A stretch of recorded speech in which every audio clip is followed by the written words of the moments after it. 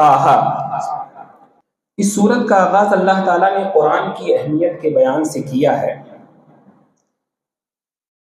اور پھر اس کے بعد اس سورت کا بیشتر حصہ یعنی تقریباً 105 آیتوں میں موسیٰ علیہ السلام کا قصہ ہے، اور موسیٰ علیہ السلام کا قصہ تمام انبیاء میں سب سے زیادہ ہے۔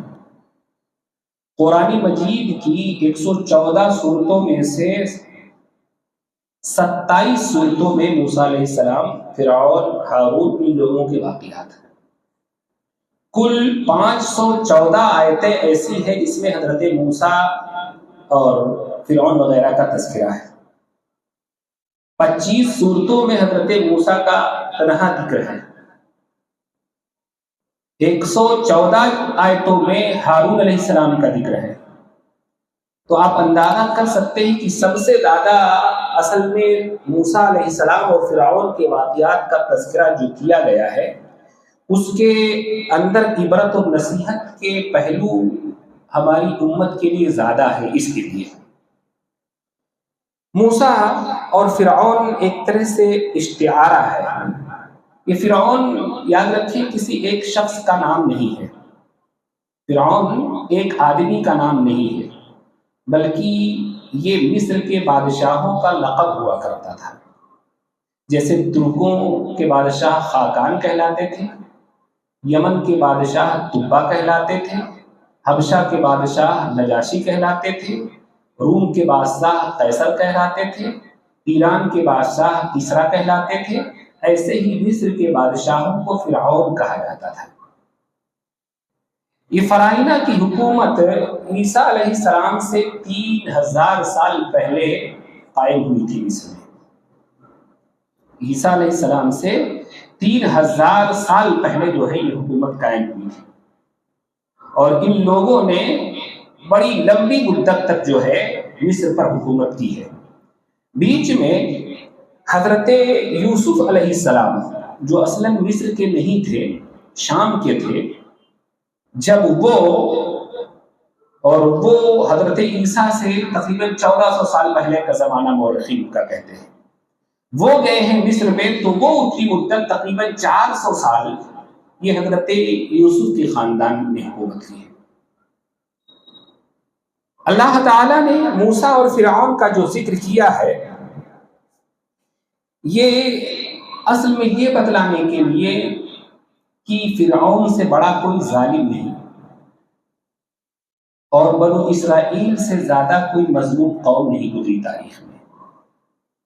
اگر اللہ تعالی فرعون جیسے ظالم سے بنو اسرائیل کو بچا سکتی ہے اور محفوظ رکھ سکتی ہے، ان کی حفاظت کا سامان کر سکتی ہے، تو جس زمانے میں یہ آیتیں اتری اس زمانے میں مکہ کے سرکشوں ظالموں سے مومن کمزور ضعیف مومنوں کو بچانے کی طاقت رکھتی ہے، یا کسی بھی زمانے میں کہیں پر بھی مسلمان اگر ظالمانہ طاقتوں کے ظلم کا شکار ہو تو اللہ تعالیٰ ان کی حفاظت پر قادر ہے۔ شرط وہی ہے کہ جس طرح سے بنی اسرائیل کی حفاظت تب کی گئی جب وہ ایمان اور عمل صالح کی طرف لوٹ کر کے آئے، ایسے ہی کسی بھی زمانے میں ایمان والوں کی حفاظت جب ہوگی جب وہ واقعی معنوں میں ایمان والے ہوں گے، ایمان اور عمل صالح کی طرف لوٹ کر کے آئیں گے تو اللہ تعالیٰ ان کی حفاظت کرے گا۔ فرعون کیوں بنی اسرائیل پر ظلم کرتا تھا؟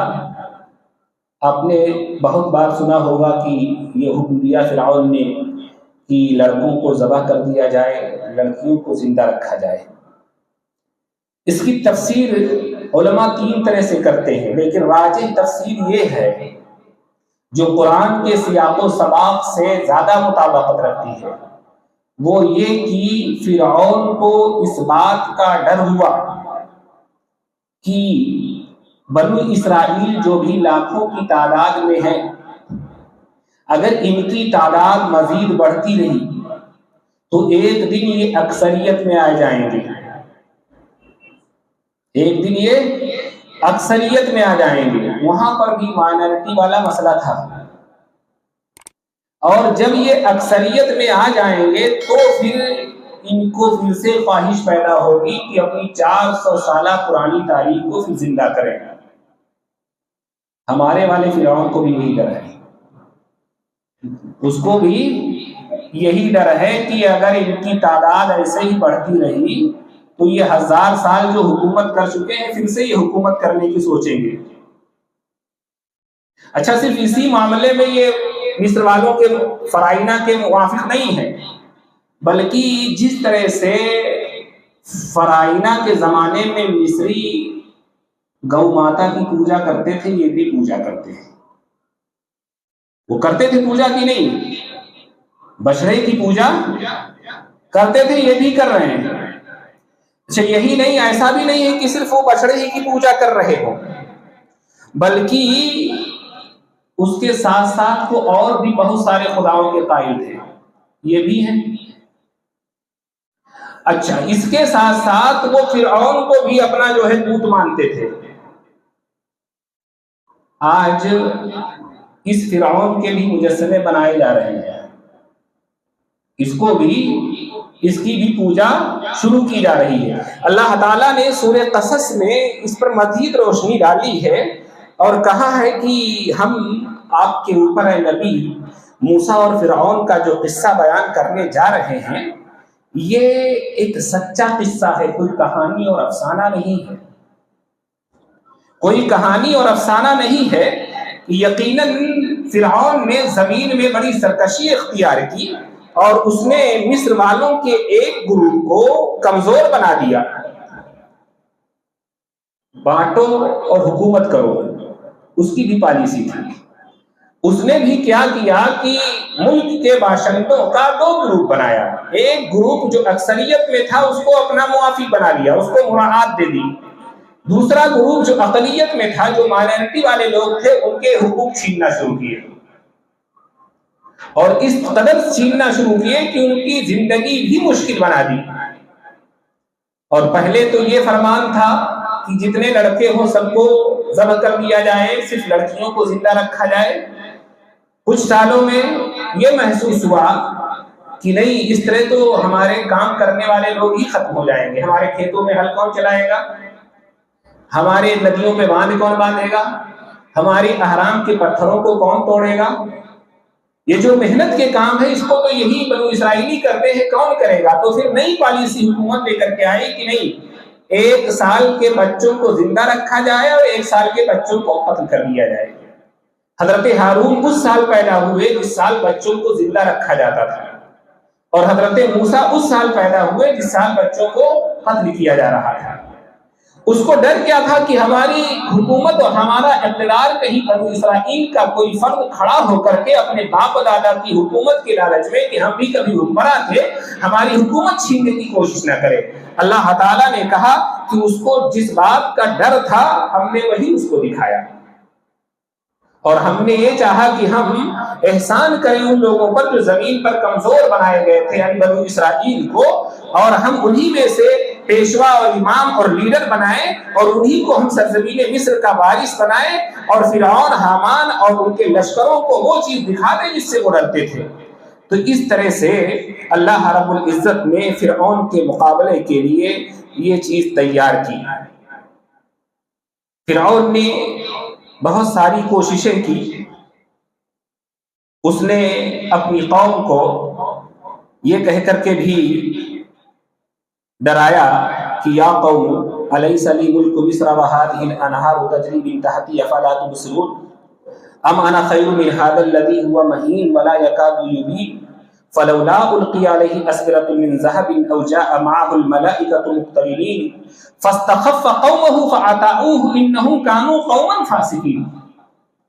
یعنی اس فرعون نے اپنی قوم کے دماغ کو اس طرح سے کیپچر کیا کہ اس کو بالکل ہلکا بنا دیا، اور قوم بغیر سوچے سمجھے فرعون جو کہتا اس کے پیچھے چلتی ہے.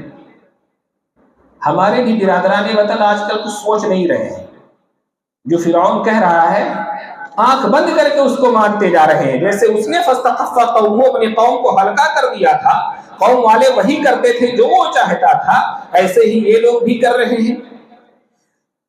اور اسی طرح سے گرچہ اس قوم میں بہت ساری بتوں کی پوجا ہوتی تھی، اور اس کی دلیل یہ ہے کہ ایک جگہ اللہ تعالیٰ نے سورہ اعراف میں کہا ہے وَقَالَ الْمَلَأُ مِنْ قَوْمِ فِرْعَوْنَ أَتَذَرُ مُوسَىٰ وَقَوْمَهُ يُفْسِدُونَ فِي الْأَرْضِ وَيَذَرَكَ وَآلِهَتَكَ۔ بنو اسرائیل پر دہشت گردی کا الزام لگاتے ہوئے کہا کہ کیا آپ موسیٰ کو اور اس کی قوم کو چھوڑ دیں گے؟ یہ لوگ مصر میں دہشت گردی مچائیں، دہشت پھیلائیں، فساد پھیلائیں، اور آپ کو اور آپ کے معبودوں کی پوجا انہوں نے چھوڑ دی ہے۔ یہ آیت بتلاتی ہے کہ فرعون کی بھی پوجا ہوتی تھی اور بھی معبود پوجے جاتے تھے، گائے تو پوجی جاتی ہی تھی، دوسرے معبود بھی پوجے جاتے تھے، اور فرعون کی بھی پوجا ہوتی تھی۔ خود فرعون جو ہے اس کی خدائی ماننے کے باوجود کائنات میں وہ اپنے آپ کو یہ کہتا تھا کہ میں دودھ ہوں، میں اوتار ہوں، اصل میں خود خدا کوئی نہیں ہوگا، خدا کا میں اوتار ہوں، خدا کا دودھ ہوں، یہ کہہ کر کے وہ اپنی پوجا کراتا تھا۔ چنانچہ ایک جگہ اللہ تعالیٰ نے ذکر کیا ہے فَحَشَرَ فَنَادَى فَقَالَ أَنَا رَبُّكُمُ الْأَعْلَىٰ، تو اس نے کہا کہ میں تمہارا رب اعلیٰ ہوں، سب سے بڑا پروردگار میں ہوں۔ اور ایک جگہ اس نے کہا کہ یا ایھا الملأ ما علمت لکم من الہ غیری، اے لوگوں میں اپنے علاوہ تمہارا کوئی معبود نہیں جانتا، میں ہی تمہارا معبود ہوں۔ یہ ساری چیزیں تھی، حالانکہ فرعون اور اس کی قوم رب العالمین کو اچھی طرح جانتے تھے، اور یہ بھی جانتے تھے کہ فرعون نے نئی دنیا بنائی ہے، نئی آسمان بنایا ہے، سب جانتے تھے، لیکن پھر بھی وہ کہتا تھا اور اس کی پوجا کی جاتی تھی۔ اللہ تعالیٰ نے چونکہ یہ ارادہ کر لیا کہ بنو اسرائیل کو وہ زمین کا امام بنائے گا، زمین کی حکمرانی دے گا، اس لیے اب اللہ تعالیٰ نے اس کے سامان فراہم کیے۔ اس کے لیے سب سے پہلی چیز تو حضرت موسیٰ کی حفاظت کی، حضرت موسیٰ کی پیدائش کے وقت بھی حفاظت کی کہ حکومت کے کارندے نہ جان سکے۔ پھر حفاظت اس طرح سے کہ فرعون کے گھر میں اس کی پرورش ہوئی، پھر جب جوان ہوئے 30 سال کے ہوئے، قتل سرزد ہو گیا، بھاگ کھڑے ہوئے، اور وہ چلے گئے بھاگ کر کے 10 سال بعد واپس آئے، اور اس کے بعد جب واپس آئے تو اللہ تعالیٰ نے نبی بنا کر کے ان کو دعوت کا کام سونپ دیا۔ یہ پہلا طریقہ ہے کہ دعوت کا کام کیا جائے۔ اذهبا الى فرعون انه طغى فقولا له قولا لينا لعله يتذكر او يخشى۔ اللہ تعالیٰ نے دونوں سے کہا، موسیٰ اور فرعون دونوں سے کہا کہ تم دونوں جاؤ فرعون کے پاس، بلا صبح وہ شرکس ہو گیا ہے، تم اس سے نرم انداز میں گفتگو کرو، اس کو سمجھانے کی کوشش کرو، شاید وہ ڈر جائے، شاید وہ نصیحت قبول کر لے۔ تو پہلا کام تو یہ ہے کہ دعوت کا کام شروع کیا اللہ تعالیٰ نے، تاکہ حجت قائم ہو جائے، یہ بات ہو جائے کہ اللہ کا پیغام اس تک پہنچا۔ جب دعوت کا کام شروع کیا حضرت موسیٰ علیہ السلام نے، تو پہلے تو اسے دھمکی دی اور کہا حضرت موسیٰ سے لئن اتخذت الہا غیری لاجعلنک من المسجونین، اگر تم نے میرے علاوہ کو معبود مانا، مجھے چھوڑ کر کسی اور کو اپنا معبود سمجھا، تو ہم تمہیں قید کر دیں گے۔ لیکن حضرت موسیٰ سے چونکہ اللہ تعالیٰ نے کہا تھا کہ ہم تمہارے ساتھ ہیں، تمہاری حفاظت کریں گے، تم دونوں جاؤ، اس لیے حضرت موسیٰ علیہ السلام اس دھمکی سے ڈرے نہیں، نہ موسیٰ ڈرے نہ فرعون ڈرے۔ تو فرعون نے اس کے بعد اس کی قوم نے دہشت گردی کا الزام لگایا اور کہا کہ جو ہے یہ لوگ زمین میں فساد پیدا کرتے ہیں، دہشت گرد لوگ ہیں، یہی الزام بھی لگایا۔ اور آخر میں مقابلہ ہوا، جادوگروں سے مقابلہ کروایا، اس میں شکست کھائی، لیکن اس کے باوجود جو لوگ ایمان لائے وہ صرف بنو اسرائیل کے لوگ تھے، فرعون کی قوم کے صرف چند جوان ہی ایمان لائے۔ اصل میں جوانوں کے اندر حق قبول کرنے کا زیادہ وہ ہوتا ہے، بوڑھوں کے اندر معاملہ یہ ہوتا ہے کہ چیزیں ان کے ذہن میں پختہ ہو چکی ہوتی ہیں، اس لیے بہت جلدی اپنی رائے کے خلاف کوئی نئی بات ان کو جلدی نہیں وہ اپیل کرتی، جبکہ نوجوان جلدی سمجھتا ہے، اس کے اندر جوش بھی زیادہ ہوتا ہے اور کچھ کرنے کا جذبہ بھی ہوتا ہے۔ اس طرح سے کچھ جوانوں نے حضرت موسیٰ کی دعوت پر لبیک کہا اور بقیہ لوگ ایمان نہیں لائے۔ جب یہ کچھ لوگ ایمان لے آئے تو پھر سے فرعون نے ظلم شروع کر دیا.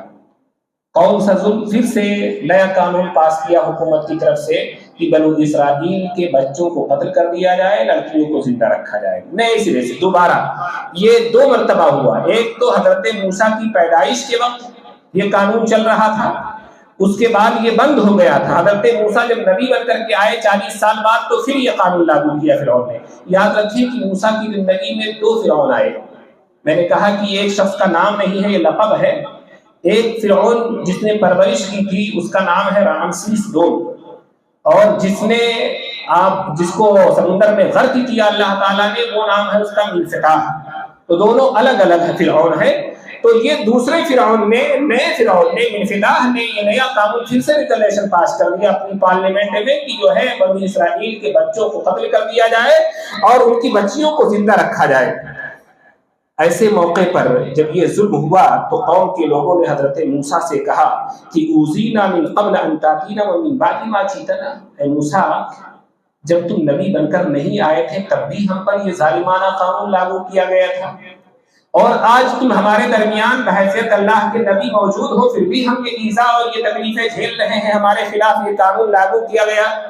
تو حضرت موسیٰ نے ان کو صبر اور توکل کی تلقین کی اور کہا استعینوا باللہ واصبروا ان الارض للہ یورثها من یشاء من عباده والعاقبۃ للمتقین.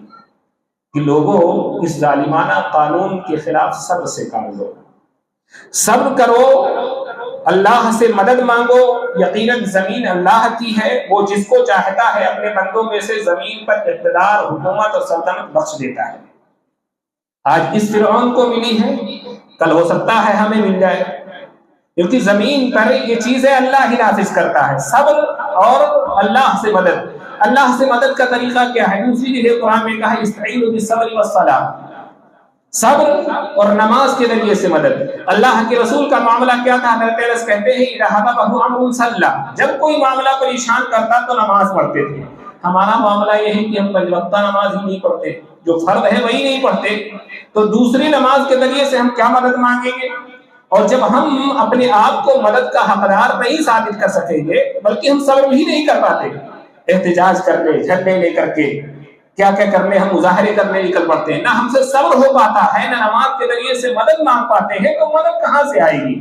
جس دن ہم صبر کر لے جائیں اور اللہ سے اپنے تعلق کو مضبوط کر لے جائیں، نماز کے ذریعے سے اللہ کی مدد مانگنے لگے. اصل میں ہم اپنے اوپر اسلام نافذ نہیں کرنا چاہتے، حکومت کو اسلامی بنانا چاہتے ہیں. ہماری سوچ الٹی ہوتی ہے، ہم سوچتے ہیں کہ پہلے ہمیں حکومت مل جائے پھر ہم مسلمان ہوں گے. ایسا نہیں ہوگا. ہم پہلے صحیح معنوں میں مومن بن جائیں تو پھر حکومت مسلمان ہوگی. ہم الٹا کرتے ہیں. اللہ کے رسول نے پہلے حکومت نہیں حاصل کی تھی، اللہ کے رسول صلی اللہ علیہ وسلم نے پہلے توحید کی دعوت کو عام کیا، لوگوں کو، افراد کی انہوں نے جو ہے کا ذہن تبدیل کیا. تو افراد کو تبدیل کرنے کی اور تبدیل ہونے کی ضرورت ہے. ہم خود جب صحیح معنوں میں مسلمان ہو جائیں گے تو پھر حکومت خود بخود مسلمان ہو جائے گی. یہ اسلامی فارمولہ ہے. ہمارا فارمولہ الٹا ہوتا ہے. نہ ہماری زندگی میں اسلام ہوتا ہے، نہ ہمارے گھر میں اسلام ہوتا ہے، نہ ہمارے بال بچوں میں اسلام ہوتا ہے، لیکن ہم خواب دیکھتے ہیں اسلامی حکومت قائم کرنے. ایسا کبھی نہیں ہوگا. ہم خود اسلامی نہ ہو اور ہم حکومت اسلامی دیکھیں، ایسا نہیں ہو سکتا. یہ غلط سوچ ہے جو لوگوں کے اندر پروان چڑھ رہی ہے. بہرحال یہ بات حضرت موسیٰ نے کہی اور کہا کہ یا قوم ان کنتم آمنتم باللہ، کہ میری قوم اگر تمہیں اللہ پر ایمان ہے فعلیہ توکلوا، تو اللہ پر بھروسہ رکھو. ان کنتم مسلمین، اگر تم مسلمان ہو، مومن ہو، تو اللہ تمہیں حکومت دے گا، اقتدار تمہارے ہاتھ میں آئے گا. صبر کرو، نماز سے مدد لو، اللہ پر بھروسہ رکھو، مسلمان ہو، مومن ہو، تو حکومت تمہاری ایک دن آ کر کے رہے گی. قوم نے جواب دیا کہ اللہ توکلنا ربنا لا تجعلنا فتنة للقوم الظالمین ونجنا برحمتک من القوم الکافرین. اے ہمارے رب، ہم نے اپنے رب پر بھروسہ کیا، اے ہمارے رب ہمیں ظالم قوم کے لیے آزمائش نہ بنا. ہم کو بھی دعا مانگنی چاہیے کہ وقت کا فرعون ہمارے لیے آزمائش نہ بن جائے. بنا ہوا ہے تو ہمیں دعا مانگنی چاہیے کہ یہ وقت کا فرعون ہمارے لیے فتنہ اور آزمائش نہ بن جائے، ہمارے ایمان کے لیے فتنہ، ہمارے دین کے لیے فتنہ، ہمارے جسم و جان کے لیے فتنہ، ہمارے مال کے لیے فتنہ، ہر طرح سے مختلف علاقوں میں مختلف جگہوں پر مختلف طرح سے لوگوں کو ٹارچر کیا جا رہا ہے۔ یہ فتنہ جو ہے اس سے جو ہے پناہ مانگنی چاہیے، اللہ سے دعا کرنی چاہیے کہ ہم صبر سے کام لے رہے ہیں، اپنی اصلاح کر رہے ہیں، دعا بھی کرتے رہیں کہ اللہ تعالیٰ کہ ہمارے لیے جو ہے لا تجلنا فتنة للقوم الظالمین، ہمیں جو ہے تو فتنہ اور آزمائش نہ بنا ظالم قوموں کے لیے، اور اپنی رحمت سے کافر قوم سے ہمیں نجات دے دے۔ یہ دعا ہمیں بھی لازم پکڑ لینی چاہیے کہ ربنا لا تجعلنا فتنة للقوم الظالمین ونجنا برحمتک من القوم الکافرین۔ یہ دعا ہمیں بھی مانگنی چاہیے تاکہ جو ہے اللہ تعالی ہمیں بھی اس کافر قوم سے نجات دے دے اور اس ظالم سے نجات دے دے۔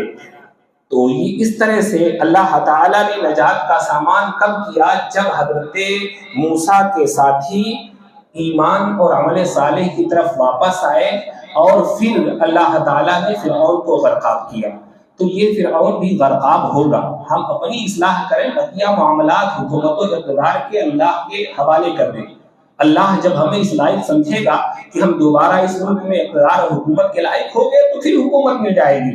ہم سے حکومتوں کے بارے میں سوال نہیں ہوگا، لیکن ہمیں اپنے بارے میں ضرور ہم سے پوچھا جائے گا۔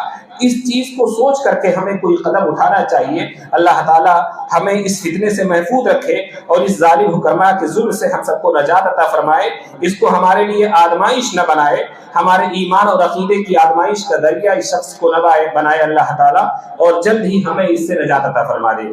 اگلی سورہ انبیاء جو ہے، اس میں اللہ رب العزت نے آیت نمبر 1 سے لے کر کے 24 تک آخرت سے غافل رہنے والوں کو ڈرایا ہے اور مشرکین کے قرآن جھٹلانے کا بیان ہے۔ چنانچہ اللہ تعالیٰ نے سورت کا آغاز یہ کیا ہے کہ اقترب للناس حسابهم وهم فی غفلۃ معرضون، کہ لوگوں کے حساب و کتاب کا وقت قریب آ گیا ہے حالانکہ لوگ غفلت میں اعراض کرتے ہوئے پڑے ہوئے ہیں۔ تو اس طرح سے اس کا آغاز ہے، اور پھر اللہ تعالیٰ نے آیت نمبر 25 سے 47 تک یہ ذکر کیا ہے کہ تمام انبیاء نے توحید کی دعوت دی اور پھر وحدانیت کے دلائل بیان کیے ہیں اللہ تعالیٰ نے۔ وحدانیت کے دلائل کا ذکر کرتے ہوئے اللہ تعالیٰ نے کئی چیزیں ذکر کی ہیں۔ اس میں سے جو ہے اللہ تعالیٰ نے ذکر کیا أَوَلَمْ يَرَ الَّذِينَ كَفَرُوا أَنَّ السَّمَاوَاتِ وَالْأَرْضَ كَانَتَا رَتْقًا فَفَتَقْنَاهُمَا وَجَعَلْنَا مِنَ الْمَاءِ كُلَّ شَيْءٍ حَيٍّ أَفَلَا يُؤْمِنُونَ۔ کہا کیا کافر لوگ نہیں دیکھتے؟ کافر لوگوں کو پتہ نہیں ہے، کافر نہیں جانتے ہیں کہ آسمان و زمین دونوں ایک تھے، پھر ہم نے ان دونوں کو علیحدہ کیا، پھاڑ دیا، اور پانی سے ہم نے ہر زندہ چیز بنائی ہے۔ یہ وہ تھیوری ہے جو سائنسدانوں نے قرآن کے نزول کے 1400 سال بعد پیش کی۔ بگ بینگ کا جو نظریہ ہے کہ یہ کائنات کیسے وجود میں آئی، ایک بہت بڑے دھماکے کے بعد، ورنہ یہ زمین آسمان سب ایک ہی تھے۔ قرآن بھی یہی کہتا ہے کہ آسمان و زمین، ساتوں آسمان اور ساتوں زمین سب ایک تھے، فَفَتَقْنَاهُمَا، ہم نے اس کو پھاڑ دیا، علیحدہ کر دیا۔ اور اس کو سائنس کہتی ہے کہ بگ بینگ، ایک بڑا دھماکہ ہوا جس سے یہ سارے جو ہے پلانٹس بنے، زمین، سورج، چاند، یہ ساری چیزیں اس کے بعد وجود میں آئیں۔ ایک چیز یہ، اور دوسری چیز اس آیت میں یہ اللہ تعالیٰ نے کہی کہ ہم نے پانی سے ہر زندہ چیز کو پیدا کیا ہے۔ یہ ایک ایسی حقیقت ہے کہ پانی کے بغیر کہیں زندگی نہیں ہے۔ ہر چیز کا وجود پانی سے ہے، انسان ہو، جانور ہو، نباتات اور پودے ہوں، یہاں تک کہ پہاڑوں اور مٹیوں میں بھی پانی ہوتا ہے۔ پانی کے بغیر، بلکہ جو دوسرے پلانٹس، سیارے یا گرہ پر جب جاتے ہیں سائنٹسٹ تو کیا ڈھونڈتے ہیں؟ پانی۔ چاند پر زندگی اس لیے ممکن ہے کیونکہ وہاں پانی ان کو ملا، بقیہ جگہوں پر پانی کی وہ تلاش میں رہتے ہیں کہ پانی اگر ہے تو زندگی ہے، اگر پانی نہیں ہے تو پھر زندگی نہیں ہے۔ اسی لیے اس زمین کو بلو پلانٹس کہا جاتا ہے۔ بلو پلانٹس یعنی نیلا ہے، یہ نیلا ہے۔ نیلا کیوں ہے؟ اصل میں یہ زمین جو پوری ہے اس میں پانی 71% ہے اور 29% خشکی ہے، تو اوپر سے یہ بالکل نیلا نظر آتا ہے، اسی لیے اس کو بلو بنارس کہتے ہیں۔ تو 29% کے مقابلے میں 71% پانی ہے۔ یہ اللہ کا نظام ہے کہ جس چیز کی جتنی زیادہ ضرورت ہے وہ اتنی ہی آسانی سے اور اتنی ہی زیادہ پیدا کی ہے اللہ نے۔ سب سے زیادہ کس چیز کی ضرورت ہے ہمارے لیے؟ ہوا کی۔ ہوا فری ہے، ہر جگہ ملتی ہے۔ آکسیجن سب سے زیادہ ضروری ہے، تو وہ بالکل فری ہم کو مل رہا ہے۔ اس کے بعد دوسرے نمبر کی چیز پانی ہے۔ پانی بھی بیشتر فری ہی ہے ابھی، لیکن آنے والے حالات بتلاتے ہیں کہ پانی پٹرول اور دودھ سے مہنگا ہوگا۔ جو پانی کے حالات بن رہے ہیں تو پانی پٹرول اور دودھ سے مہنگا ہونے والا ہے۔ تو پانی کتنا ہے؟ 71% پانی، لیکن اس میں بھی 3% پانی صرف جو ہے وہ پینے کے لائق ہے، بقیہ پانی استعمال کرنے کے لائق نہیں ہے۔ ان 3% پانی میں 2% پانی پہاڑوں پر اور برف کے کندوں میں ہے، صرف 1% پانی ہے جو ہم آپ استعمال کر رہے ہیں، صرف 1% پانی۔ اور یہ 1% پانی ہم لاکھوں سال سے اربوں کی انسانی آبادی، جانور، چرندے پرندے، درخت، کھیتیاں سب اسی پانی سے کام چلا رہے ہیں، سب اسی 1% پانی سے۔ اصل میں اللہ نے نظام ایسا رکھا ہے کہ وہی 1% پانی اللہ تعالیٰ پھر اٹھاتا ہے، لے جاتا ہے، برساتا ہے، وہ پانی ہمیں ملتا رہتا ہے۔ تو یہ اللہ تعالیٰ نے ایسا نظام ہی بنایا ہے کہ ہمیں پانی کی یہ دقت نہیں ہونے پاتی ہے، لیکن حالات دھیرے دھیرے بہت خراب ہو گئے۔ پانی کی اسی اہمیت کی وجہ سے شریعت میں پانی کے صدقے کو سب سے افضل صدقہ کہا گیا ہے۔ پانی کا صدقہ سب سے افضل صدقہ۔ حضرت سعد بن معاذ کہتے ہیں کہ میری والدہ کا انتقال ہوا تو میں نے اللہ کے رسول صلی اللہ علیہ وسلم سے پوچھا، کہا کہ ان ام سعد ماتت فأی الصدقۃ افضل، سعد کی امی کا انتقال ہو گیا ہے، میں صدقہ کرنا چاہتا ہوں، اے اللہ کے نبی کون سا صدقہ کروں؟ صدقہ جاریہ کوئی کر دوں جو ان کو ثواب دے، کون سا صدقہ افضل ہے؟ تو اللہ کے رسول نے فرمایا الماء، پانی کا صدقہ۔ جب اللہ کے رسول نے پانی کا صدقہ بتلایا فحفر بئرا، تو انہوں نے ایک کنواں کھلوا دیا۔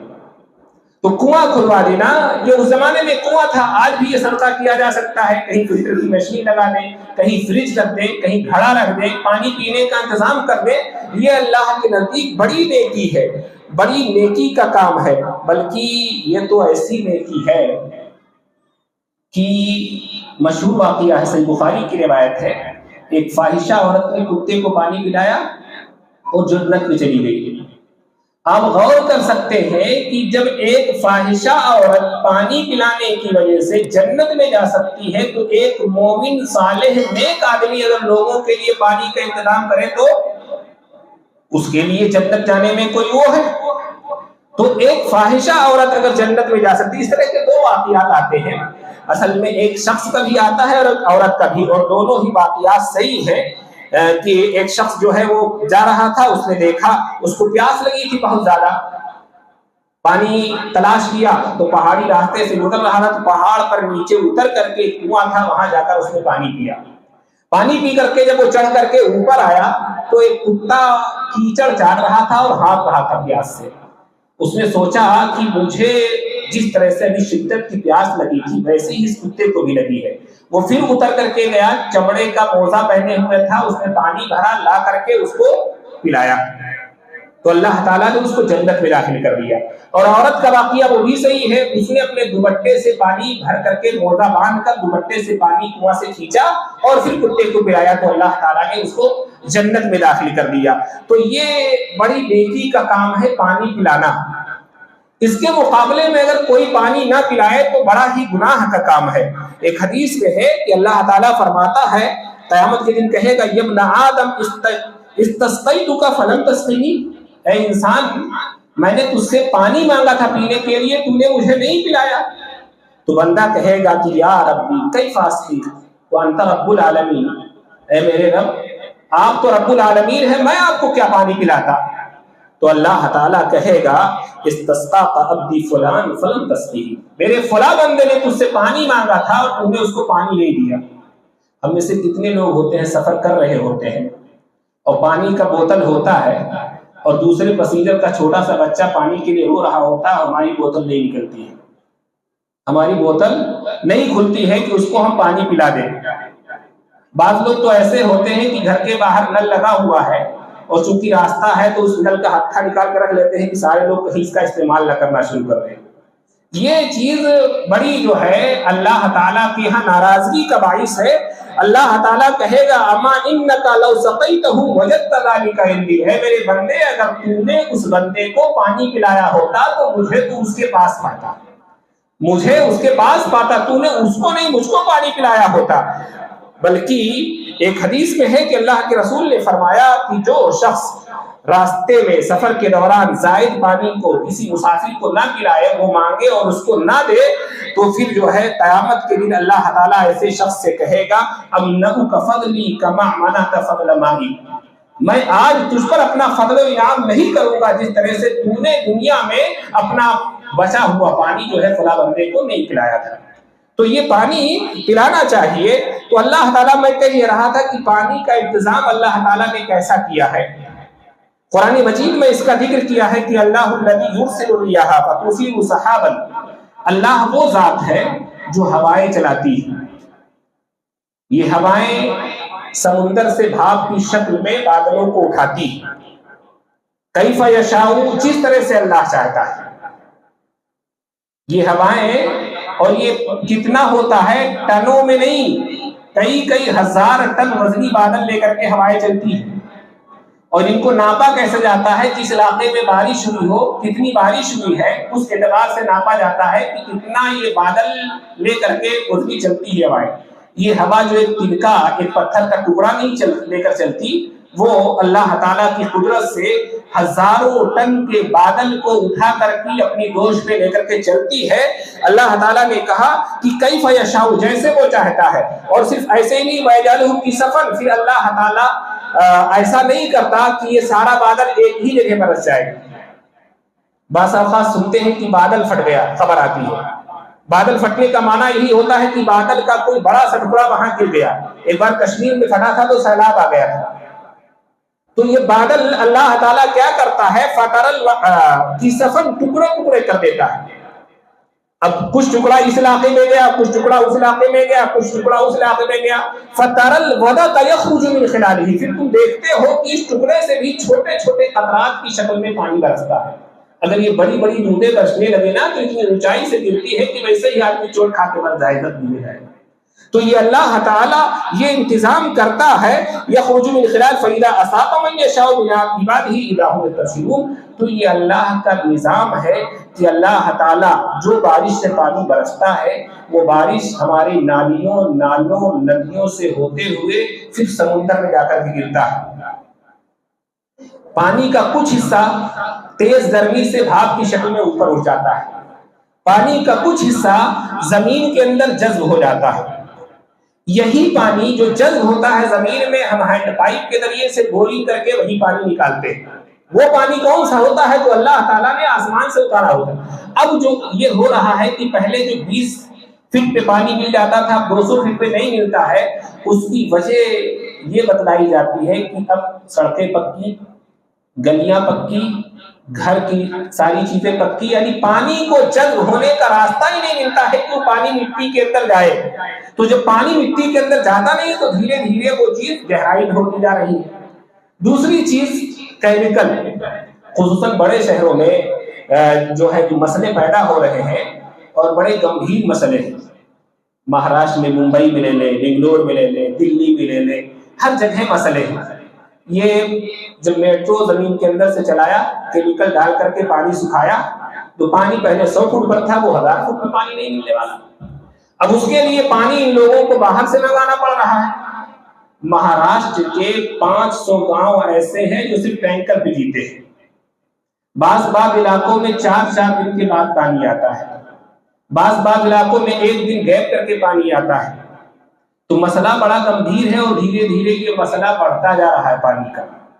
پانی کا یہ مسئلہ بڑھتا جا رہا ہے، اس کے لیے ہم کو بھی دھیان دینے کی ضرورت ہے۔ پانی بڑی اہم چیز ہے۔ پانی ہمارے جسم میں 60 سے 70% تک پانی ہوتا ہے۔ ہر ایک شخص کے قد، عمر، باڈی کتنی وزنی ہے اس کے حساب سے 60 سے 70% پانی ہوتا ہے، اور صرف 2% پانی گھٹتا ہے کہ انسان کو پیاس محسوس ہونے لگتی ہے، صرف 2%، اور 4% گھٹ جائے تو پھر گردے کام کرنا چھوڑ دیتے ہیں، مثانے میں پانی کی کمی ہونے لگتی ہے، پسینہ کم نکلنے لگتا ہے، بی پی لو ہونے لگتا ہے، پھر اس کو میڈیکل کی دنیا میں کہتے ہیں ڈی ہائیڈریشن ہو جاتا ہے، انسان بے ہوش ہوتا ہے اور بسا اوقات مر جاتا ہے، صرف 4% پانی کم ہونے کی وجہ سے یہ ایسا ہوتا ہے۔ تو پانی زندگی کے لیے بہت ضروری ہے اور بڑا قیمتی ہے، اور ہم کیا کرتے ہیں کہ جب وضو کرنے بیٹھتے ہیں تو 2 بالٹی میں ہمارا وضو ہوتا ہے، ہمارا وضو 2 بالٹی میں ہوتا ہے، اگر چاہیں تو ہم بند کر دیا کریں۔ پہلے کیا تھا کہ لوٹے اور بدلے مسجدوں میں رہتے تھے تو 1 لوٹے میں وضو ہو جاتا تھا، اب 2 بالٹی کم ہوتا ہے ہمارے وضو کے لیے۔ تو یہ پانی جو ہم استعمال کر رہے ہیں، سائنسداں کہتے ہیں کہ یہ ہم اپنی اگلی نسلوں کا پانی استعمال کر رہے ہیں، اپنے حصے کا پانی ہم نے ختم کر دیا ہے، یہ آنے والی نسلوں کا پانی ہے، اور دھیرے دھیرے ان کے لیے مسائل یہ ہوں گے کہ دریا خشک ہو جائیں گے، دریا خشک ہو جائیں گے۔ کہتے ہیں کہ جب دلی پر مغل حکومت تھی، دلی کے اندر 800 تالاب تھے، اب 8 بھی تالاب نہیں ہے۔ شیر میسور ٹیپو سلطان نے 500 سے زیادہ تالاب بنوائے تھے، انگریز آئے تو پہلے تو انہوں نے کہا کہ بھائی ہم اس کا ٹیکس لیں گے۔ پہلے کیا تھا، ٹیپو سلطان خود اس کا انتظام کرتے تھے، حکومت کی طرف سے تالاب تھا، پھر اس پر ٹیکس لگایا، پھر کہا کہ یہ ہمارے ہیں، قبضہ کر، دھیرے دھیرے سے تالاب سوکھ گئے۔ تو یہ مسئلے بہت زیادہ بڑھتے جا رہے ہیں، تو پانی کی حفاظت کرنے کی ضرورت ہے۔ پانی ہم استعمال کریں، لیکن یہ سمجھ کر کے نہیں کہ فری مل رہا ہے تو جتنا چاہے استعمال کریں، یہ سمجھ کر کے کہ جل ہی جیون ہے، پانی کے بغیر زندگی نہیں۔ ہم آنے والی نسلوں کو پانی کے لیے ترستا ہوا نہ چھوڑیں۔ جن علاقوں میں پانی کی دقت ہے ان سے آپ پوچھیں کہ کیسے وہ لوگ جیتے ہیں اور کتنی لمبی لائنیں لگاتے ہیں، 6 کلومیٹر، 8 کلومیٹر عورتیں صبح ہی لے کر کے پہنچ جاتی ہیں۔ تو یہ پانی کے مسئلے بہت اہم ہیں۔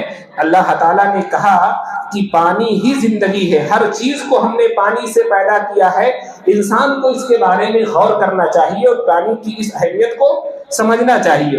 اسی بات کو اللہ تعالیٰ نے آگے بڑھاتے ہوئے کہا کہ وَجَعَلْنَا فِي الْأَرْضِ رَوَاسِيَ، صرف یہی نہیں کہ ہم نے آسمان و زمین کو ایک تھے الگ کر کے الگ الگ کر دیا، اور پھر زندگی کے لیے پانی بخشا زمین میں، جس سے ہر چیز کی زندگی ہے۔ پھر ہم نے زمین میں صرف پانی ہی نہیں رکھا، پہاڑ بنائے۔ پہاڑ کے لیے یہ لفظ استعمال کیا ہے راسیہ کی جمع رواسی۔ اصل میں جتنا پہاڑ زمین کے اوپر ہوتے ہیں اس سے کہیں زیادہ زمین کے نیچے ہوتے ہیں، اور وہ زمین کو بیلنس کرتے ہیں۔ راسیہ پہاڑ کے لیے عربی زبان میں دوسرا لفظ آتا ہے جبل، جبال، لیکن وہ لفظ یہاں اللہ نے استعمال نہیں کیا ہے یہی بتلانے کے لیے۔ اصل میں راسیہ یا مرسا کہتے ہیں، مرسا کہتے ہیں جو پانی والے جہاز جب ان کو بندرگاہ پر روکتے ہیں تو لنگر ڈالا جاتا ہے۔ وہ لنگر کیا ہوتا ہے، پہلے تو وزنی پتھر ہوتے تھے، اب کئی ٹن کے لوہے ہوتے ہیں، اس کو ڈال کر کے سمندر میں پانی میں کہیں پر بھی جہاز کو روک لیا جاتا ہے، تو وہ سمندر کے اندر پڑا ہوتا ہے تاکہ جہاز ہلے ڈلے نہ ٹھہرا رہے۔ یہی کام یہ پہاڑ کرتے ہیں کہ اس کو زمین کے اندر ڈالا گیا ہے تاکہ زمین کا بیلنس برابر رہے، اس لیے اللہ تعالیٰ نے اس کے لیے رواسیہ کا لفظ استعمال کیا، اور اس کی وجہ بھی بتائی ان تمید بہ، تاکہ جو ہے یہ زمین ہلے نہ، اس لیے ہم نے پہاڑوں کو اس کے اوپر گاڑ دیا ہے زمین کے اوپر۔ وَجَعَلْنَا فِيهَا فِجَاجًا، پھر ہم نے اس میں جو ہے کشادہ وادیاں، گلی اور راستے بنائے ہیں تاکہ لوگ جو ہے ہدایت پائیں، اور ہم نے آسمان کو مضبوط چھت بنایا ہے، اور وہی وہ ذات ہے جس نے رات اور دن، سورج اور چاند کو پیدا کیا، اور یہ سب اپنے اپنے مدار میں تیر رہے ہیں، چل رہے ہیں۔ اور ہم نے کسی بھی شخص کے لیے، اے نبی آپ سے پہلے ہمیشگی کی زندگی نہیں رکھی، کوئی بھی ہمیشہ زندہ نہیں رہا۔ أَفَإِن مِتَّ فَهُمُ الْخَالِدُونَ، تو اگر آپ مر جائیں گے تو کیا یہ لوگ زندہ رہیں گے؟ سب کو مر جانا ہے۔ کہا کل نفس ذائقۃ الموت، ہر شخص کو مرنا ہے۔ وَنَبْلُوكُمْ بِالشَّرِّ وَالْخَيْرِ فِتْنَةً وَإِلَيْنَا تُرْجَعُونَ، اور ہم تمہیں برائی اور اچھائی سے آزماتے ہیں۔ ہماری اور آپ کی زندگی ہمیشہ خوشیوں بھری نہیں رہتی، کبھی بیماری ہے تو کبھی صحت ہے، کبھی خوشی ہے کبھی غم ہے، کبھی پریشانی ہے کبھی راحت ہے۔ تو یہ زندگی میں خیر و شر لگا رہتا ہے۔ تو یہ خیر و شر، اگر اس خیر و شر کی حالت میں انسان اگر جب اس کو اچھائی ملے، نعمت ملے، صحت ملے، خوشی ملے، اللہ کا شکر بجا لائے، اور جب پریشانی آئے، مصیبت آئے، کسی کا انتقال ہو جائے، کوئی عزیز مر جائے، اپنے آپ کو کوئی بیماری لگ جائے، ایسی صورت میں اگر صبر کرے تو یہ دونوں ہی حالتیں انسان کے لیے اس کی نجات کا باعث بن جاتی ہے۔ چنانچہ صحیح مسلم میں حضرت صہیب کی روایت ہے کہ اللہ کے رسول صلی اللہ علیہ وسلم نے فرمایا عجبا لامر المومن، مومن کا معاملہ بھی بڑا عجیب ہے، ان امرہ کلہ خیر، اس کے ہر معاملے میں خیر ہوتا ہے، ولیس ذلک علی احد الا للمؤمن، اور یہ چیز صرف مومن ہی کو حاصل ہوتی ہے۔ ان اصابہ سراء شکر، اگر اس کو خوشی ملتی ہے وہ شکریہ ادا کرتا ہے، فکان خیرا لہ، تو یہ اس کے لیے خیر کا باعث ہے۔ وان اصابتہ ضراء صبر، اگر کوئی پریشانی لاحق ہوتی ہے تو صبر کر لیتا ہے، اس پر بھی اللہ تعالیٰ اس کو ثواب دیتا ہے۔ تو دنیا میں جب تک زندگی ہے، خیر و شر، خوشی، غم، راحت اور پریشانی، اچھائی اور برائی لگی رہے گی۔ دونوں ہی صورتوں میں اگر بندہ اچھائی حالت میں شکریہ کرتا ہے، پریشانی کی حالت میں صبر کرتا ہے، تو اس کی یہ زندگی آخرت کی یہ کامیاب ہوتی رہتی ہے۔ بلکہ اللہ کے رسول صلی اللہ علیہ وسلم نے اپنی ایک حدیث میں فرمایا مَن یُرِدِ اللَّهُ بِهِ خَیْرًا یُصِبْ مِنْهُ، اللہ جس کے ساتھ اچھائی کا ارادہ کرتا ہے اس پر پریشانی ڈال دیتا ہے۔ ہم لوگ ہمیشہ یہ سمجھتے ہیں کہ یہ پریشانی کسی گناہ کی وجہ سے آئی ہے۔ یقیناً کبھی کبھی کوئی پریشانی، کوئی پرابلم، کوئی بلا، کوئی مصیبت انسان کے گناہوں کی سزا بھی ہوتی ہے، لیکن ہمیشہ نہیں ہوتی، یا ہر شخص پر آنے والی پریشانی اس کے گناہوں کی سزا نہیں ہوتی ہے، ورنہ انبیاء پر جتنی آزمائشیں اور پریشانیاں آئی ہیں دوسروں پر اتنی نہیں آئی ہیں۔ اصل میں صرف اس لیے نہیں آتی ہے پریشانیاں کہ آدمی گنہگار ہے، اکثر اوقات تو ایسا ہی ہوتا ہے کہ آدمی گنہگار ہوتا ہے، اللہ اس پر پریشانی لاتا ہے، لیکن ایسی صورت میں فائدہ کیا ہوتا ہے کہ یہ پریشانی اس کے گناہوں کے لیے کفارہ بن جاتی ہے۔ اگر یہ بات انسان سوچ لے کہ اس کے گناہوں کے لیے کفارہ ہے تو پھر اس کو راحت مل جائے۔ اللہ کے رسول صلی اللہ علیہ وسلم سے حضرت سعد نے پوچھا کہ اے اللہ کے رسول ای الناس اشد بلاء، سب سے زیادہ پریشانیاں دنیا میں کس کو آتی ہیں، آزمائشیں کس کے پاس زیادہ آتی ہیں؟ تو اللہ کے رسول نے فرمایا انبیاء کو، سب سے زیادہ مصیبتیں انہی پر آتی ہیں۔ پھر جو شخص انبیاء سے علم و عمل میں جتنا زیادہ قریب ہوتا ہے اس پر اتنی ہی زیادہ پریشانی آتی ہے۔ ہر شخص کو اس کے دین کے اعتبار سے پریشانی ڈال کر کے آزمایا جاتا ہے۔ فَإِنْ كَانَ دِينُهُ صُلْبًا، اگر آدمی کا دین مضبوط ہوتا ہے تو زیادہ پریشانی آتی ہے، آدمی دین میں تھوڑا کمزور ہوتا ہے تو کم پریشانی آتی ہے۔ پھر اللہ کے رسول صلی اللہ علیہ وسلم نے فرمایا کہ کسی بندے کے ساتھ برابر پریشانی، مصیبت، آزمائش لگی رہتی ہے، یہاں تک کہ ایک دن وہ بندہ اس طرح سے زمین پر چل رہا ہوتا ہے کہ اس کے سارے گناہ جھڑ چکے ہوتے ہیں۔ تو اللہ تعالیٰ پریشانی لا کر کے دنیا میں ہی اس کو گناہوں سے پاکو صاف کر دیتا ہے۔ تو ہمیشہ پریشانی اللہ تعالیٰ بہتر جانتا ہے ہمارے لیے خیر کس میں ہے۔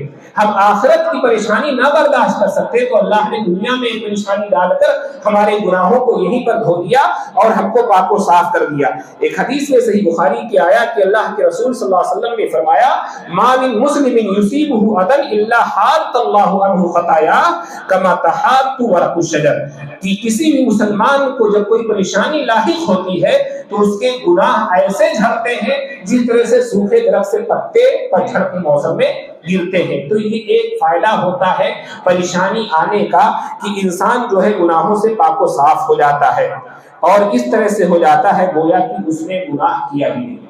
لیکن اگر کسی کے گناہ نہیں ہو تو بھی پریشانی آتی ہے، تب کیا ہوتا ہے، کیوں آتی ہے؟ ایسی صورت میں اللہ تعالیٰ اس کے اجر کو بڑھانا چاہتا ہے۔ اس کو ثواب مزید دینا چاہتا ہے۔ چنانچہ ابو سعید خدری کی روایت ہے کہ وہ ایک دن اللہ کے نبی صلی اللہ علیہ وسلم کے پاس داخل ہوئے، آپ لیٹے ہوئے تھے، ایک چادر اوڑھے ہوئے تھے، چادر کے اوپر سے حضرت ابو سعید خدری نے آپ کے اوپر ہاتھ رکھا تو آپ کا جسم جو ہے بخار کی شدت سے چادر کے اوپر سے جلتا ہوا محسوس ہوا۔ تو اللہ کے رسول صلی اللہ علیہ وسلم سے حضرت ابو سعید خدری نے کہا ما اشد حرہما کا یا رسول اللہ، اے اللہ کے رسول آپ کا بخار تو بہت تیز ہے، آپ کا بخار ہم لوگوں کے مقابلے میں بہت تیز ہے۔ تو اللہ کے رسول صلی اللہ علیہ وسلم نے فرمایا اِنَّا كَذَلِكَ يُشْتَدُ عَلَيْنَا الْبَلَاءُ وَيُضَاعَفْ لَنَا الْأَجْرُ، ہم لوگوں پر مصیبت اور پریشانی بھی زیادہ آتی ہے اور ہمارا اجر بھی بڑھایا جاتا ہے۔ تو اجر بڑھانے کے لیے یہ پریشانی اللہ تعالیٰ لے کر کے آتا ہے۔ بلکہ ایک حدیث میں ہے کہ قیامت کے دن وہ لوگ جو دنیا میں پریشانی میں شکار ہوئے ہوں گے، کوئی مصیبت آئی ہوگی، بیماری لگ گئی ہوگی، کسی عزیز کا انتقال ہو گیا ہوگا، کسی کا بچہ بچپن میں فوت ہو گیا ہوگا، کوئی لنگڑا لولا یا اپاہج ہو کر کے زندگی گزارا ہوگا، جب یہ لوگ آئیں گے اور ان کو اللہ تعالیٰ اجر و ثواب سے نوازے گا تو وہ لوگ جو دنیا میں خوشحال زندگی گزار کر گئے ہوں گے، جن کے اوپر کوئی پریشانی دنیا میں نہیں آئی ہوگی، وہ لوگ دیکھیں گے تو تمنا کریں گے کہ کاش مجھے دنیا میں کینچی سے کاٹ دیا گیا ہوتا، میرے گوشت کو جسم سے ادھیڑ لیا گیا ہوتا اور آج ہم کو یہ اجر و ثواب مل گیا ہوتا۔ تو یہ اجر و ثواب میں اضافہ کا باعث ہوتی ہے۔ ایک اور وجہ ہوتی ہے جس کی وجہ سے پریشانی آتی ہے کسی اچھے اور نیک شخص پر، وہ ہوتی ہے کہ اللہ تعالیٰ نے کسی کے حق میں جنت کا بہت اونچا مرتبہ لکھ دیا ہے۔ بندہ جو عمل کر رہا ہے اس عمل سے وہ کچھ اونچے درجے کا حقدار نہیں ہو سکتا۔ اب اللہ تعالیٰ ایسے بندے پر کوئی پریشانی ڈال دیتا ہے اور پھر اس پریشانی پر اس کو صبر کی توفیق دے دیتا ہے۔ اب یہ بندہ بغیر عمل کیے ہوئے صرف پریشانی کو برداشت کر کے جنت کے سب سے اعلیٰ مرتبے تک پہنچ جاتا ہے۔ چنانچہ ابو داؤد کی روایت ہے کہ اللہ کے رسول صلی اللہ علیہ وسلم نے فرمایا ان العبد اذا سبقت له من اللہ منزلہ، یقیناً بندے کے لیے جب اللہ تعالیٰ جنت کا کوئی مقام اور مرتبہ لکھ دیتا ہے جہاں تک وہ اپنے عمل کے ذریعے سے نہیں پہنچ پاتا ہے تو اللہ تعالیٰ اس پر مصیبت ڈال دیتا ہے، اس کے جسم میں یا اس کے مال میں یا اس کی اولاد میں، پھر اس کو اس پر صبر کی توفیق دے دیتا ہے۔ اس طرح سے وہ بندہ اس مقام اور مرتبے تک پہنچ جاتا ہے جو اللہ تعالیٰ نے اس کی قسمت میں لکھ دیا ہے۔ تو یہ کچھ اسباب ہوتے ہیں جس کی وجہ سے کسی انسان پر مصیبت آتی ہے، پریشانی آتی ہے۔ ہم پر یا آپ پر یا کسی پر مصیبت جب آئے تو سب سے پہلا کام یہ کہ ہم محاسبہ کریں۔ ہم سے کوئی گناہ ہوا ہے تو توبہ کر لیں، ہم سے کوئی غلطی ہوئی ہے اللہ کے سامنے روئیں اور گڑگڑائیں، پہلا کام تو یہ۔ دوسری چیز اللہ سے حسن در رکھیں کہ اللہ تعالیٰ نے اگر یہ مصیبت ہم پر ڈالی ہے تو ہمارے ساتھ اس کا ارادہ خیر ہی کا ہوگا، یا تو اللہ تعالیٰ یہ چاہتا ہے کہ ہمارے گناہ مٹا دے، یا اللہ تعالیٰ یہ چاہتا ہے کہ ہمارے اجر و ثواب میں اضافہ کر دے، یا اللہ تعالیٰ جنت میں ہمارے مقام کو بلند کرنا چاہتا ہے۔ اگر یہ مصیبت آنے پر بندہ سوچ لے تو اس کو صبر کی توفیق مل جائے گی، اس کو صبر آ جائے گا کہ یہ پریشانی تو وقتی ہے، اللہ تعالیٰ نے اس کے بدلے میں جو اجر اور ثواب تیار کر رکھا ہے وہ بہت بڑا ہے۔ یہ چیز انسان کو سوچنی چاہیے اور دعا کرتے رہنا چاہیے کہ اللہ تعالیٰ کوئی پریشانی لائے ہی نہ، کیونکہ پریشانی آنے کے بعد صبر کر پانا یہ جس کو اللہ توفیق دے اسی سے ہو پائے گا۔ اس لیے پہلے تو انسان یہ دعا کرے کہ اللہ تعالیٰ اس کو عافیت سے رکھے، اس کے مال میں، اس کی اولاد میں، اس کے جسم میں، اس کے اعزاء اور اقربا میں کسی آزمائش میں اس کو نہ ڈالے، یہ دعا کرے انسان۔ اس کے لیے کئی دعائیں اللہ کے رسول صلی اللہ علیہ وسلم نے سکھلائی ہیں، اور یہ دعا کرنے کے ساتھ ساتھ اگر آ جائے تو پھر صبر کرے۔ تو دعائیں بہت ساری ہیں، کئی دعائیں ہیں۔ ایک حدیث میں ہے حضرت ابوبکر صدیق رضی اللہ تعالیٰ عنہ خلیفہ بننے کے بعد خطبہ دینے کے لیے منبر پر چڑھے اور کہا کہ قال رسول اللہ صلی اللہ علیہ وسلم، اتنا کہا اور رو پڑے، کیونکہ پہلی بار اللہ کے رسول کی زندگی کے بعد منبر پر چڑھے تھے، تو اللہ کے رسول کو یاد کر کے رو پڑے، کچھ اطمینان ہوا، پھر کہا قال رسول اللہ صلی اللہ علیہ وسلم، پھر رو پڑے، بات پوری نہیں کر سکے۔ تیسری مرتبہ بات اپنی پوری کی اور کہا قال رسول اللہ صلی اللہ علیہ وسلم صلی اللہ العفو والعافیہ. اللہ کے رسول نے اسی منبر پر پہلے سال دہلی طرح جب مدینہ آئے تھے خطبہ دیا تھا. خطبہ دیتے ہوئے اللہ کے رسول نے کہا تھا کہ لوگوں اللہ سے معافی اور عافیت مانگا کرو. معافی کہ اللہ گناہوں کو معاف کر دے، اور عافیت کا مطلب یہ ہے کہ میری ذات میں، میرے جسم میں، میرے مال میں، میری اولاد میں، میرے عیسیٰ اور اقربا میں کوئی ایسی پریشانی نہ ڈالے جس کو میں برداشت نہ کر سکوں. تو یہ دعا کرتے رہنا چاہیے، اللہ سے عافیت مانگتے رہنا چاہیے. اور دوسری چیز، اگر کسی شخص کو انسان دیکھے کہ وہ شخص کسی مصیبت میں، کسی پریشانی میں، کسی بلا میں، کسی آزمائش میں گرفتار ہے، تو پھر اس کو دیکھ کر کے اللہ کے رسول نے ایک دعا سکھلائی ہے. وہ دعا یہ ہے کہ الحمدللہ الذی عافانی مما ابتلاک بہ وفضلنی علی کثیر ممن خلق تفضیلا.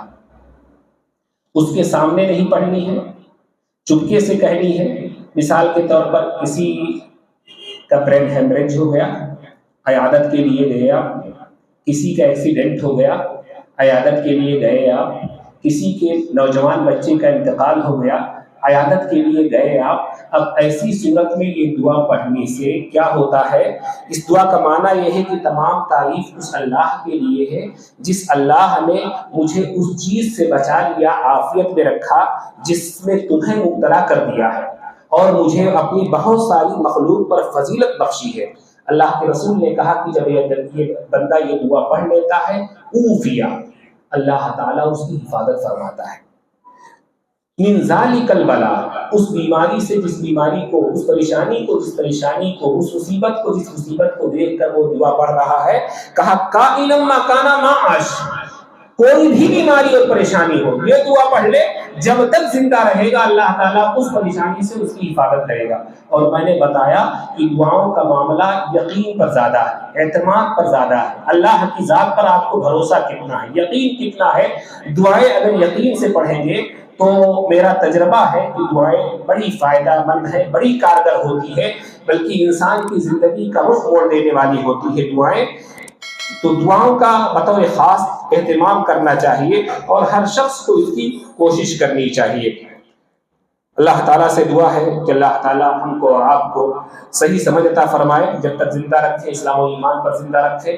ہم کو اور آپ کو تمام طرح کے شر، فتنوں اور آزمائشوں سے محفوظ رکھے. ہم کو اور آپ کو سب کو موجودہ وقت کے فرعون سے جلد ہی نجات عطا فرما دے. ہم کو جب تک زندہ رکھے اسلام و ایمان پر قائم، ثابت قدم اور ڈٹا ہوا رکھے. ہم کو صحت اور عافیت عطا فرمائے. ہم میں سے جو بیمار ہوں ان کی پریشانی کو دور فرما دے. ہم میں سے جن کے اعزاء اقربا میں سے کوئی وفات پا گیا ہو اس کی مغفرت فرما دے. بار الہ ہم سب گنہگار ہیں، ہم سب کو معافی عطا فرما دے. اللہم انک عفو تحب العفو فاعف عنا. اللہم انک عفو تحب العفو فاعف عنا. اللہم انک عفو تحب العفو فاعف عنا. اے اللہ ہم سب تیرے خطاکار گنہگار بندے ہیں. آج کی اس تاخرات میں تیرے حضور ہاتھ پھیلائے ہوئے کھڑے ہیں کہ بار الہ ہم سب کو معاف فرما دے، ہم سب کی بخشش فرما دے، ہمارے والدین کی بخشش فرما دے، ہمارے اعزاء اور اقربا کی بخشش فرما دے. ہم سب کو ہمیشہ صراط مستقیم پر قائم رکھ. بار الہ ہم سب کے لیے پلسرات سے گزرنا آسان فرما دے. ہم سب کے لیے پلسرات پر اپنی جانب سے اپنے خاص فضل سے روشنی عطا فرما دے. ہم سب کے لیے پلسرات کی منزل کو آسان فرما دے. بار الہ تو ہم سب کو جب تک زندہ رکھ، عافیت کے ساتھ زندہ رکھ. جب تک زندہ رکھ، خیر و عافیت کے ساتھ زندہ رکھ. اور جب ہمارا خاتمہ فرما تو ایمان پر فرما. بار الہ ہم سب تیرے در پر اپنے گناہوں کا، اپنی غلطیوں کا اعتراف کرتے ہیں. تیرے سامنے اپنے گناہوں کی مغفرت چاہتے ہیں. ہم جانتے ہیں کہ تیرے علاوہ کوئی معاف کرنے والا نہیں، تیرے علاوہ کوئی بخشنے والا نہیں، تیرے علاوہ کوئی دینے والا نہیں، تیرے علاوہ کوئی عطا کرنے والا نہیں. ہم تجھ سے ہی بخشش مانگتے ہیں، تجھ سے ہی عطا مانگتے ہیں، تجھ سے ہی فضل کے خواستگار ہیں. بار الہ تو ہم سب کے لیے ہماری زندگی کے مراحل کو آسان فرما دے. وہ دنیا میں جو پریشانیاں ہیں ان کو آسانیوں سے بدل دے. ہم سب کو معاف فرما، ہم سب کو مغفرت فرما، ہم سب کو خیر و عافیت عطا فرما. بار الہ تو ہماری اس ناقص دعا کو اپنے خاص فضل سے قبول فرما لے. سبحانک اللہم و بحمدک، اشہد ان لا الہ الا انت، استغفرک و اتوب الیک.